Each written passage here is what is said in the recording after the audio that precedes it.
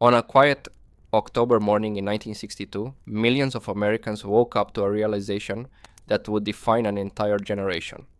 The world could end in less than an hour.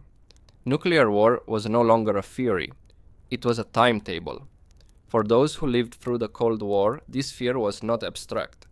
It lived in civil defense drills, fallout shelter signs, and the steady hum of strategic air command bombers circling the globe day and night. What few people realized at the time was that on the other side of the Iron Curtain, Soviet planners were haunted by the same fear and driven by the same logic of survival. It is within this shared anxiety that the story of the Tu-160, later known in the West as Blackjack and in Russia as the White Swan, truly begins. The bomber as a weapon and a message. In the early years after World War II, both the United States and the Soviet Union believed that long-range strategic bombers were the ultimate instruments of power. Before intercontinental ballistic missiles existed, bombers were the only reliable way to deliver a nuclear weapon across oceans.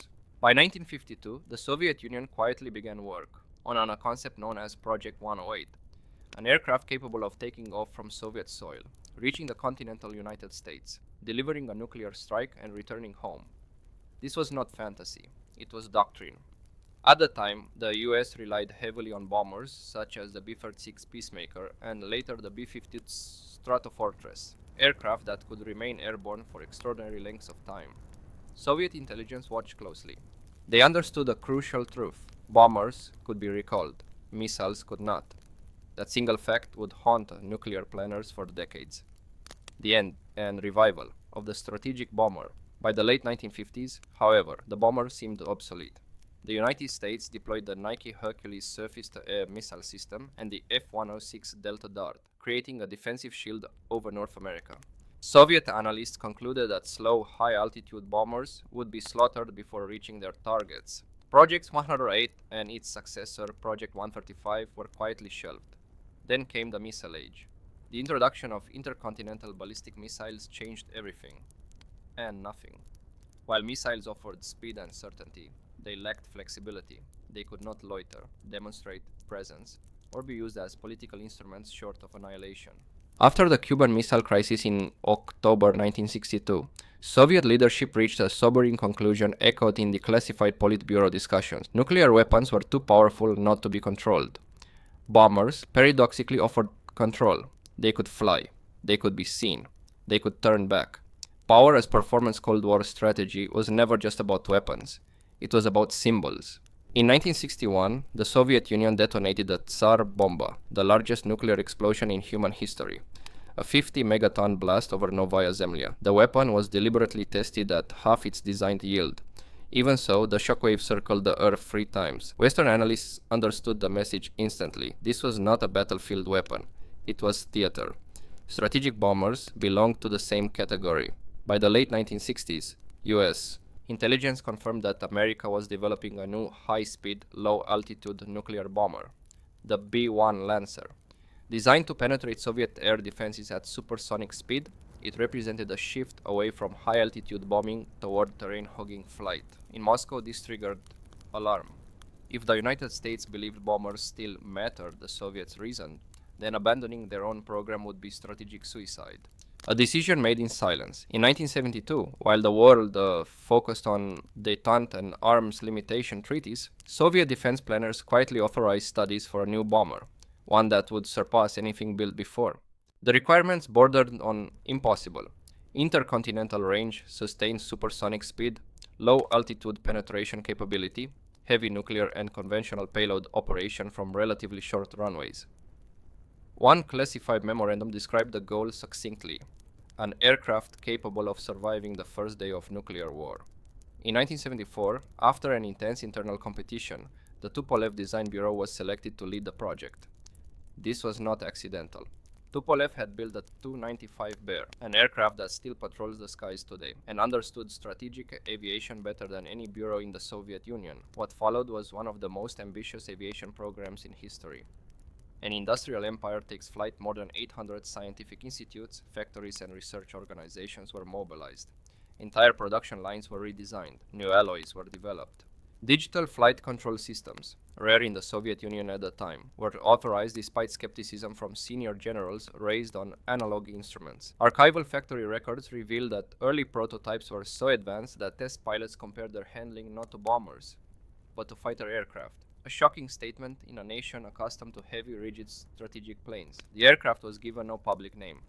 Inside Tupolev, it was simply known by its project number. But among engineers, a nickname began to circulate, one that reflected both its appearance and ambition. The White Swan, a plane born at the wrong time. By the time the first prototype neared completion, the world was changing again. The Soviet economy was stagnating. Political cracks were forming beneath the surface, yet no one involved doubted the aircraft's purpose. It was not built to start a war. It was built to prevent one.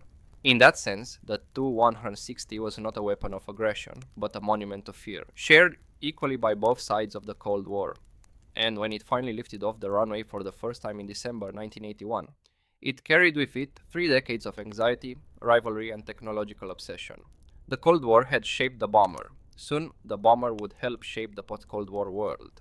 By the time the Tu-160 first rose into the winter sky over Zhukovsky in December 1981, it was already clear that this aircraft did not belong to the old world of strategic aviation. It was something entirely new, not merely a bomber, but a statement of a technological intent at the very peak of the Cold War. The Soviet leadership had learned a painful lesson from earlier programs. Ambition alone was not enough. The new bomber would have to match and preferably exceed the American B-1 in every measurable category: speed, altitude, payload, range, survivability. Failure was not an option. To achieve this, the Tupolev Design Bureau was granted extraordinary authority. Design decisions that once required years of political approval were accelerated. Resources flowed even as other military programs were quietly trimmed. According to internal correspondence from the Ministry of Aviation Industry, the Tu-160 was classified as a program of national priority, a designation reserved for only a handful of Cold War projects. From the outset, the engineers faced a brutal contradiction. Supersonic flight demanded sleek aerodynamics and powerful engines. Long range demanded fuel, enormous quantities of it. Low altitude penetration required structural strength to survive turbulence at near max speeds just meters above the ground. No bomber in history had successfully combined all three. The Tu-160 would attempt to do exactly that. One of the most radical choices was the adoption of a fully variable geometry wing, larger and more complex than anything previously built. When fully extended, the wings stretched over 55 meters, providing lift for takeoff and long-range cruise.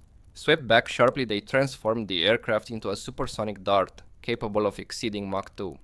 This was not merely a copy of Western concepts. Soviet wind tunnel data from the late 1970s shows that the wing pivot mechanisms alone underwent over 40 redesigns before engineers were satisfied with their durability. At supersonic speed, even microscopic structural flaws could mean catastrophic failure. Equally revolutionary was the decision to use a digital fly-by-wire system, a rarity in the Soviet Union at the time. Older bombers relied on heavy mechanical controls that made them sluggish and exhausting to fly. The Tu-160 replaced these with electronic signals, filtered through computers that actively stabilized the aircraft. Test pilot Leonid Agapov later recalled in an archived interview. For the first time, a Soviet bomber flew like it wanted to stay in the air. Power came from 4 NK-32 afterburning turbofan engines, developed by the Kuznetsov Design Bureau. Even by modern standards, these engines remain among the most powerful ever installed on a combat aircraft. Each produced more thrust without afterburner than many Western engines generated at full power. Fuel consumption, however, was staggering. Internal design documents reveal that engineers half-jokingly referred to the Tu-160 as a flying pipeline. To compensate, the aircraft incorporated 5 massive fuel tanks distributed through the fuselage and wings, and was designed from the outset for aerial refueling, a capability the Soviet Union had historically underutilized, but now embraced. The fuselage itself contributed to lift, an unconventional lifting body design that allowed the bomber to carry immense fuel loads without sacrificing aerodynamic efficiency. This approach traced its origins back to early 20th century experiments, but had never been applied on such a scale. Inside the cockpit, the Tu-160 departed radically from Soviet tradition. The cramped, Spartan layouts of earlier bombers were replaced by a pressurized, relatively spacious crew compartment for 4 officers: pilot, co-pilot, navigator, and defensive systems operator. The controls reflected a philosophical shift. Instead of the traditional bomber yoke, pilots used a fighter-style control stick, a decision that initially sparked resistance among senior commanders. Younger pilots, many with fighter backgrounds, embraced it immediately. By the early 1980s, the Tu-160 carried over 100 onboard computers, managing navigation, engine performance, radar, electronic warfare systems, and weapons deployment. This level of automation was unprecedented in Soviet aviation and quietly acknowledged a truth long accepted in the West. Human reaction times alone were no longer sufficient at supersonic speeds. Inevitably, comparisons with the American B-1 Lancer intensified. In November 1981, an unauthorized photograph of the Tu-160 prototype sitting on the tarmac at Ramenskoye airfield appeared in a Western aviation magazine. The resemblance was unmistakable. Almost immediately, accusations of espionage surfaced. Had the Soviets stolen the design? Declassified CIA assessments from the period offer a more nuanced conclusion. While both aircraft shared the variable sweep wings and low-altitude penetration doctrine, their internal structures, engines, and performance envelopes differed significantly. The Tu-160 was faster, heavier, and optimized for high-altitude supersonic dash, a capability the B-1 ultimately sacrificed for stealth and endurance. One American analyst wrote in 1983, "If the B-1 is a scalpel, the Tu-160 is a sledgehammer." The first flight on December 18, 1981, confirmed what the engineers had dared to hope. The aircraft performed beyond expectations. Stability at high speed was excellent. Control responsiveness exceeded projections. Problems remained. They always do. But none threatened the program's survival. Production approval followed. The original plan called for nearly 100 aircraft, a force capable of rivaling the US Strategic Air Command bomber fleet. New assembly lines were prepared. Tooling was installed. Entire towns depended on the program's success. Yet even as the Tu-160 moved from prototype to production, the world beyond the factory gates was beginning to shift. The aircraft had been conceived in an era of absolute confrontation, but it was about to enter service in a time of uncertainty. The White Swan was nearly ready to spread its wings. History, however, had other plans.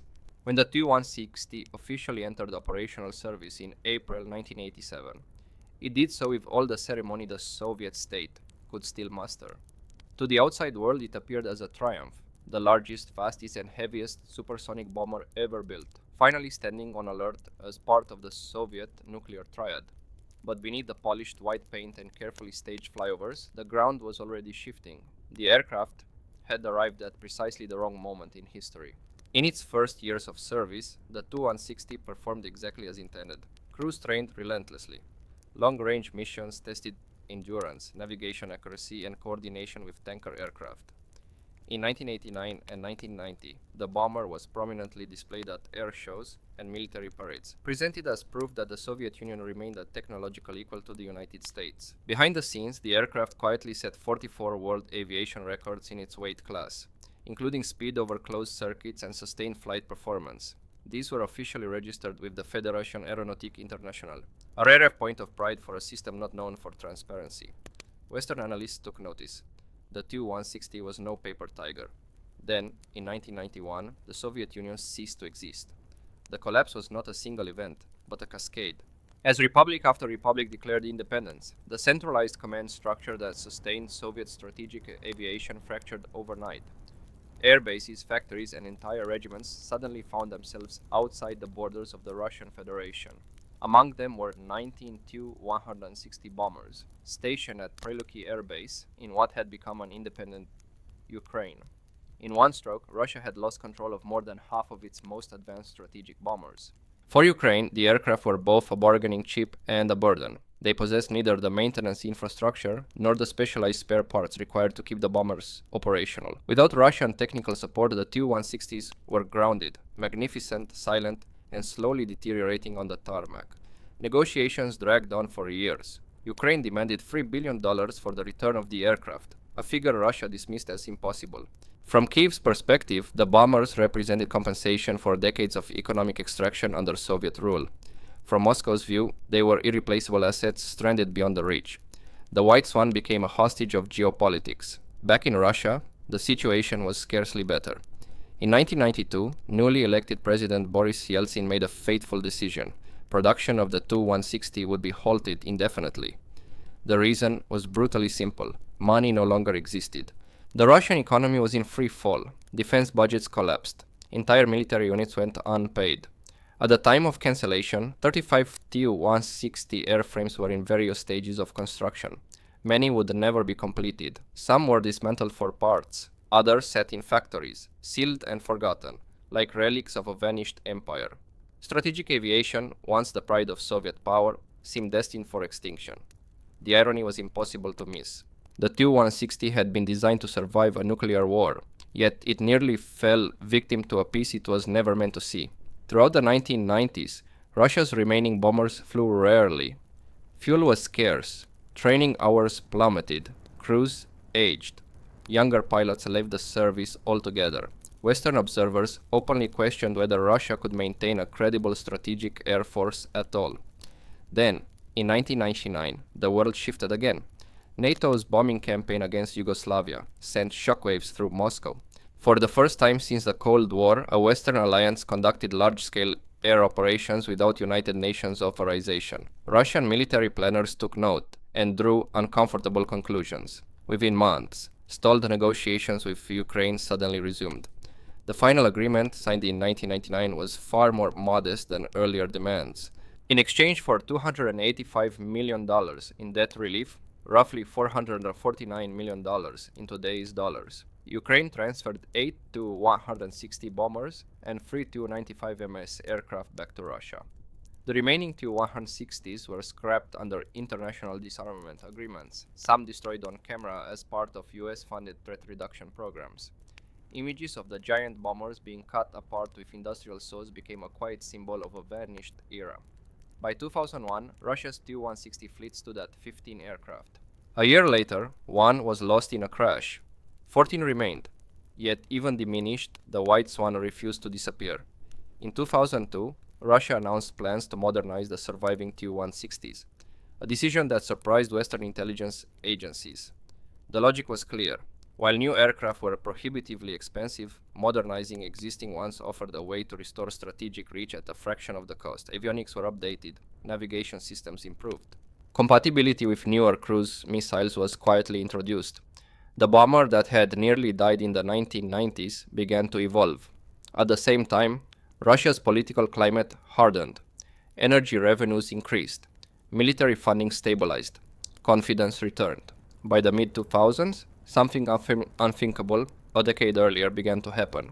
The Tu-160 flew again, not as a museum piece, but as an active instrument of state power. In 2006, Russian officials claimed that Tu-160 bombers had conducted patrols near US-controlled airspace in the Arctic without detection. A statement neither confirmed nor denied by Washington. The ambiguity was deliberate. Strategic messaging once again mattered. The White Swan was back in the air, and it was about to reclaim the role it had been built for all along. Not to fight wars, but to remind the world that some weapons are meant to be seen, not used. The long silence was over. The return of the Tu-160 to the world's skies marked more than the revival of an aircraft. It marked the return of a way of thinking, one that many in the West believed had vanished with the Cold War. In August 2007, Russian President Vladimir Putin announced that long-range strategic bomber patrols would resume on a permanent basis. For the first time since 1991, Russian bombers would once again fly missions far from home, probing the edges of NATO airspace, crossing the Arctic, and reminding the world that strategic aviation had not gone quietly into retirement. At the center of that announcement stood the Tu-160. For American audiences who remembered the era of strategic air command, the implications were immediately clear. Bombers on patrol were never about combat alone. They were about visibility, signaling, and deterrence. During the Cold War, B-52s flew continuous airborne alert missions. Now, Russia was adopting a similar posture, but with an aircraft that represented the pinnacle of its Cold War engineering. Tu-160 patrols soon became a familiar feature of global airspace. They appeared near Alaska, over the North Atlantic, and along the borders of Europe and Japan. On multiple occasions, they were intercepted and escorted by US, British, Norwegian, and Japanese fighter aircraft. These encounters were professional, controlled, and carefully documented, but always intentional. The message was unmistakable. Russia's strategic reach had returned. Technically, the Tu-160 remained a remarkable machine even by modern standards. With a maximum speed exceeding Mach 2, it was still the fastest operational bomber in the world. Its NK-32 engines, consuming fuel at prodigious rates, delivered unmatched thrust. At full power, the aircraft could outrun most interceptors at altitude, a capability almost unheard of in strategic aviation. Yet speed alone was no longer enough. Modern air defense systems, satellite surveillance, and networked radar demanded adaptation. Beginning in the early 2000s, Russia initiated a rolling modernization program that would transform the Tu-160 from a Cold War relic into a 21st century weapons platform. New navigation systems replaced aging Soviet-era equipment. Digital communication links improved coordination with command centers. Electronic warfare suites were updated to counter modern radar threats. Most critically, the aircraft was adapted to carry long-range, precision-guided cruise missiles, allowing it to strike targets without ever entering hostile airspace. This shift mirrored a broader change in doctrine. The Tu-160 was no longer expected to penetrate defenses directly. Instead, it became a standoff strike platform, launching weapons from thousands of kilometers away. That doctrine was tested in combat for the first time on November 17, 2015. In the early hours of that morning, Tu-160 bombers departed their bases in Russia and flew long-range missions toward the Middle East. From positions well outside Syrian airspace, they launched Kh-101 air-launched cruise missiles against targets in Idlib and Aleppo. According to Russian Ministry of Defense statements, 34 cruise missiles were fired, striking 14 targets associated with militant groups. Western intelligence agencies confirmed the launches, though assessments of effectiveness varied. Regardless of interpretation, the significance was undeniable. For the first time in its long history, the Tu-160 had been used in actual combat. An aircraft conceived during the presidency of Dwight Eisenhower had delivered precision-guided weapons in the age of satellites and drones. The Syrian operation accelerated decisions already under discussion in Moscow. If the Tu-160 could be modernized successfully, why not build more? In January 2018, Russia's Ministry of Defense announced a contract for 10 newly built Tu-160M bombers at an estimated cost of $270 million per aircraft. The decision stunned many analysts. Restarting production of a Cold War-era design seemed counterintuitive in an age of stealth fighters and hypersonic weapons, but the logic was coldly practical. Designing an entirely new strategic bomber from scratch would take decades and billions of dollars. The Tu-160, by contrast, already existed. Its aerodynamics were proven, its performance remained unmatched, and its internal volume allowed for upgrades that stealthier, smaller designs could not accommodate. Production facilities that had been dormant since the 1990s were reactivated. Engineers were rehired. Archived blueprints were digitized. Entire supply chains had to be rebuilt almost from nothing. It was, in effect, an industrial resurrection. The modernized aircraft, designated Tu-160M, incorporated a new generation of avionics, communication systems, and electronic countermeasures. Perhaps most importantly, it introduced the NK-32 engine, a refined version of the original power plant offering improved fuel efficiency and extended range.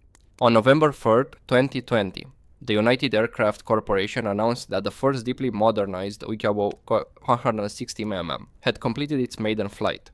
The sortie lasted over 2 hours, reaching altitudes of approximately 20,000 feet, and validated years of redevelopment work. State media emphasized a key figure, an increase of roughly 1,000 kilometers in operational range. In strategic aviation, such numbers matter. To Western observers, the Tu-160 occupies a curious parallel with America's own B-52 Stratofortress, an aircraft expected to remain in service for nearly a century. Both bombers were born of Cold War urgency. Both outlived the political systems that created them. And both continue to serve not because of nostalgia, but because they remain effective. The Tu-160 is not stealthy. It was never meant to be. Instead, it embodies a different philosophy: speed, altitude, payload, and psychological presence. Its white-painted fuselage earned it the nickname White Swan, but NATO assigned a more ominous name: Blackjack. Together, the names capture the aircraft's dual nature: elegant in form, brutal in purpose. Today, Tu-160s continue to fly patrols across vast stretches of ocean and ice. Their missions are announced, tracked, photographed, and analyzed. They do not hide. They remind. They remind adversaries that strategic weapons still exist, that nuclear deterrence remains relevant, and that history did not end in 1991. Perhaps the greatest irony of the Tu-160 is this. It was designed to fight a war that never came, and yet it has endured precisely because that war was avoided.